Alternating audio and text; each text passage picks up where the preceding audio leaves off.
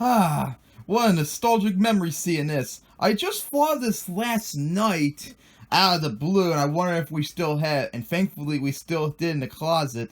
This is the Monster Jam board game. I bet a lot of you probably didn't know about this.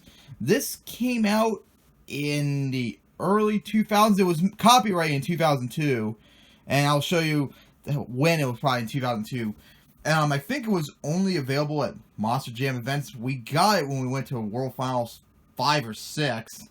When we played, me and my mother played all the time. We were out in Vegas and such. Every time we go out there and such.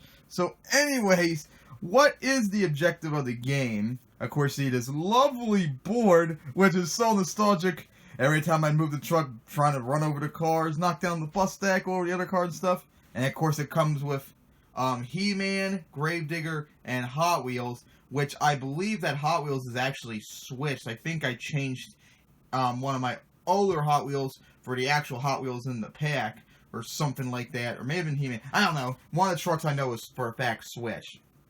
So, what is the objective of the game? Well, you have to get the truck across the board to race effectively, and you get, at the beginning of the game, you get one card of these that show a color picture of the truck. Blue represents Hot Wheels, yellow represents He-Man, and green represents Gravedigger. The goal is to get the truck, each truck, in order of how you think they're supposed to race by, or something like that. You get a card, you set yourself how you think the race is going to go first, second, third, and your goal is to try and make that happen. And how you do that? Well, you use these cards right here with the back cover. You get 7 cards at the beginning of the game, and after you can use 1 or up to 3 cards in a turn. And after each turn, you draw again until you get 7 cards. And once the deck runs out, you put all the cards used into a pile and reshuffle the deck and redo it from there. So, anyways, here's the cards used for the game. First off are these colored cards, which I did the green ones because you can see it's pictures from Predator and Avenger from World Finals 3. So it's past early 2002.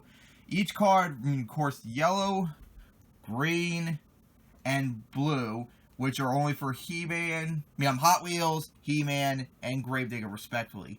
These cards, you see they have numbers on them. They move a truck specific numbers. So, like, 3, for example. First, here we go, grab Gravedigger, and you move 3 spaces.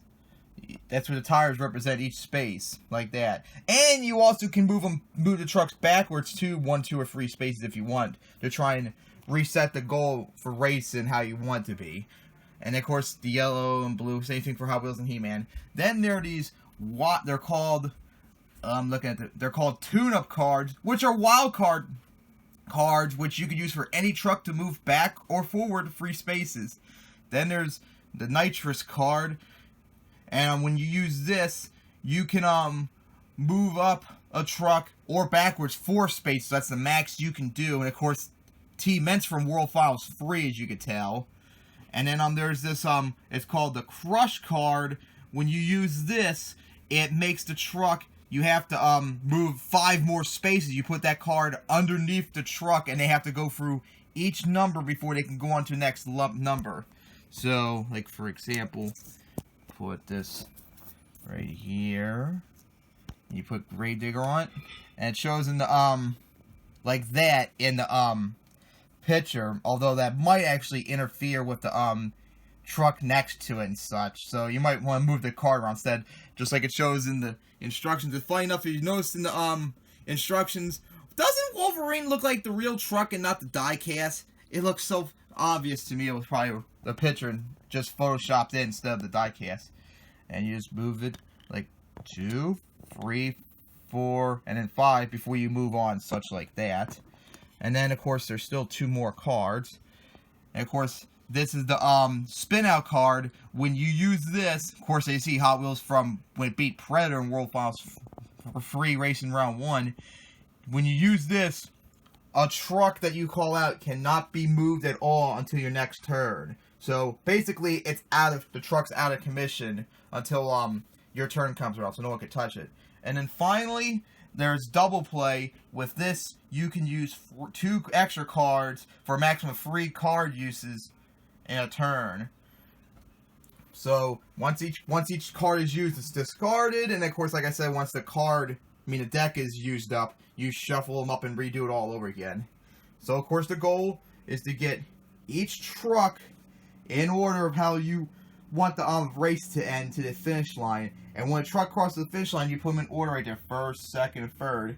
And then after all 3 trucks cross, you then show the order of how you thought the race was going to be and such like that. And if you call one of the positions right, I believe it was, you move these tokens right here 1 spot across the map for each call you got correctly.